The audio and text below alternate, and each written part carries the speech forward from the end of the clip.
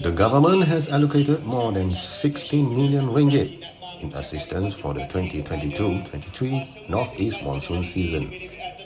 National Disaster Management Agency Deputy Director Operations Section Meor Ismail Meor Akim said of the figure, 8 million ringgit would be set aside for State Disaster Management Committee to distribute to 160 districts.